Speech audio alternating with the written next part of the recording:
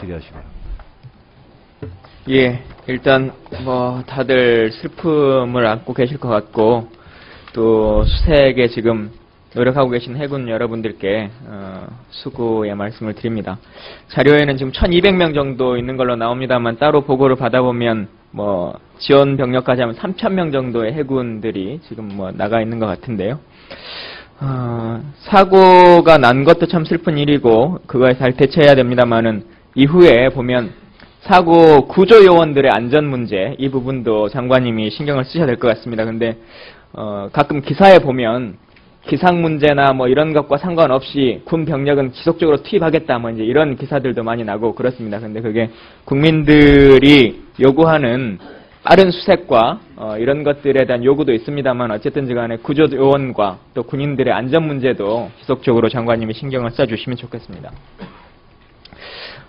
일단 여러 가지 면에서 보면 가장 문제되는 게 소위 말하는 골든타임이라고 하는 사고 당일이나 그 다음날 정도까지의 대처가 어떻게 됐느냐 이게 가장 큰 문제인 것 같은데요.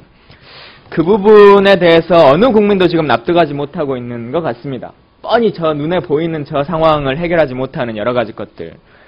앞서 존경하는 진성준 의원님께서 말씀해 주셨는데 해군과 해경 간의 여러 가지 미스매칭 그리고 장관님은 협조가 잘 이루어지고 있다라고 말씀하시지만 이게 협조라기보다는 해경이 가지고 있는 독점과 통제로 인해서 실제 능력을 더 많이 가지고 있는 해군이 제대로 일을 못하고 있다라고 하는 것들이 속속들이 좀 보여집니다.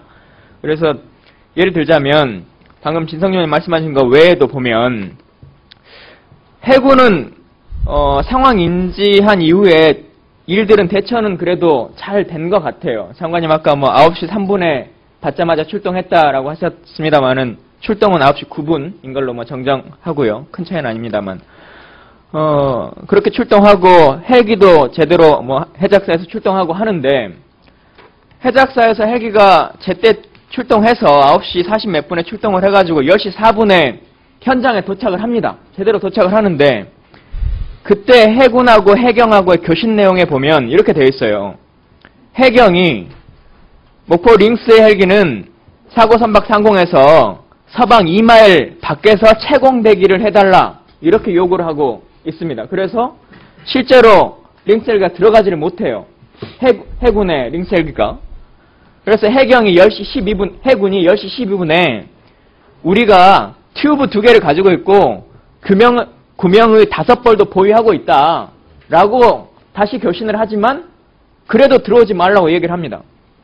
그리고 다시 10시 17분에 해경이 링스 헬기한테 병풍도 남쪽에 위치토록 다시 요구를 합니다.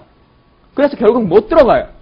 이 귀중한 시간에 해경이 이때 헬기로 뭐 구조를 하고 있었다. 그래서 안 들어오게 한 거다라고 하는데 어느 국민의 상식에서 해경 헬기가 떠있으니까 해군 헬기는 밖에서 3km 밖에서 대기만 하고 있어라 라고 하는 것을 이해하겠습니다. 그 급박한 시간에 뭐 돌아가면서 헬기가 작동을 하든지 해야 되는데 이런 내용들이 실제로 장관님한테 혹은 당시에 해수부 장관이든 뭐 총리든에게 최고 지휘 전체를 통제할 수 있는 사람들이 컨트롤이 되고 있었던 상황인 것이냐.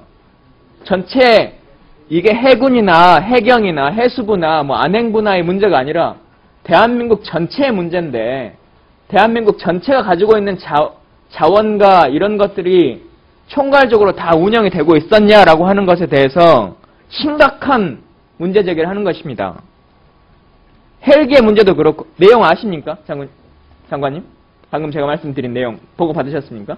상세히는 보고를 안 받았습니다. 예, 헬기 문제만 이렇게 있는 것이 아닙니다.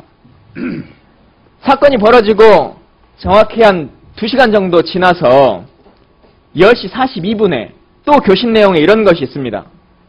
해경이 일반 송신망으로 우리 해군 함에게, 한문식 함에게 이렇게 얘기합니다.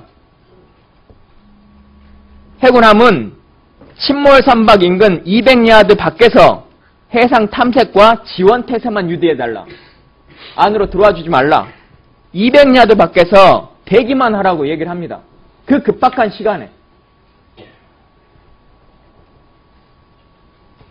어느 국민이 이러한 내용들을 듣고 납득할 수 있을 것이며 대한민국이 제대로 운영되고 총체적인 시스템으로 유지관리되고 있다라고 믿을 것인지 이해할 수가 없습니다.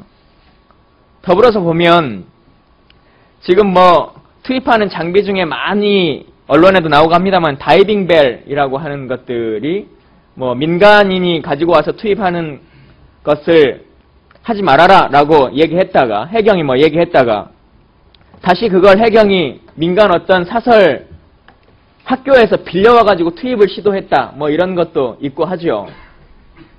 해군은 다이빙벨 없습니까? 네, 다이빙보다 더 진화된 장비가 있습니다. 어떤 것들이 있습니까? 예, 그 PTC라는 예. 보다 더 압력을 조절할 수 있는 이런 장비를 가지고 있습니다. 예. 이런 장비들이 있음에도 불구하고 물론 수심에 따라서 쓸 수 있는 용처가 차이점이 있다고 하는 것들은 저도 알고 있습니다. 그러나 더 첨단화되고 더 큰 장비들을 가지고 있고 국가가 갖추고 있는데 이런 것들을 시도조차 하지 않고 있는 모습들을 보면서 국민들이 어떻게 느낄 것인가라고 하는 생각이 있고요. 또 이런 장비들이 갖추고 있다라고 하는 것을 당시에 컨트롤 타워에 있던 사람들에게 해경이든 해수부든 이 사람들에게 해군이 전부 다 전달을 했습니까? 그런 것들을 알고 있음에도 불구하고 판단을 해서 이건 투입하지 않겠다라고 결정권자가 한 겁니까?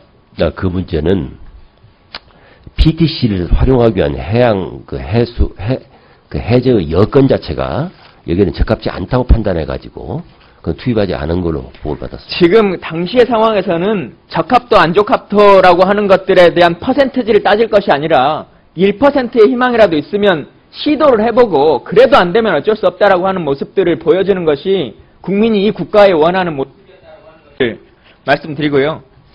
시간이 없으니까 짧게 2개만 질문 드리겠습니다. 짧은 건데요. 얼마 전에 무인기 떴을 때 네. 그것이 조선일보 일면에 청와대의 상공의 사진이 공개된 적이 있습니다. 예. 이것이 어떤 루트로 조선일보에 갔는지 기무사나 어떤 곳을 통해서 조사가 됐습니까?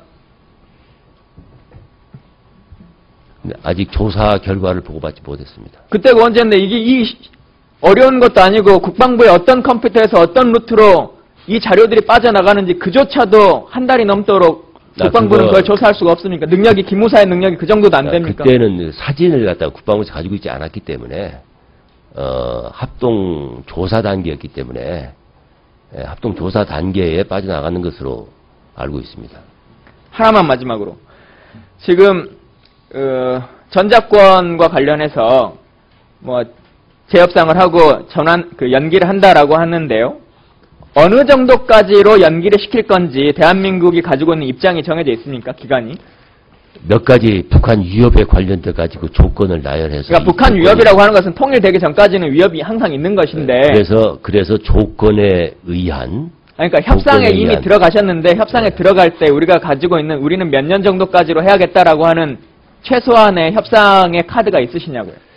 예, 저희는 생각을 가지고 있습니다. 이 자리에 예. 밝히지는 않겠습니다. 알겠습니다. 예. 예, 수고하셨습니다. 손인춘 의원님 질의하시기 바랍니다.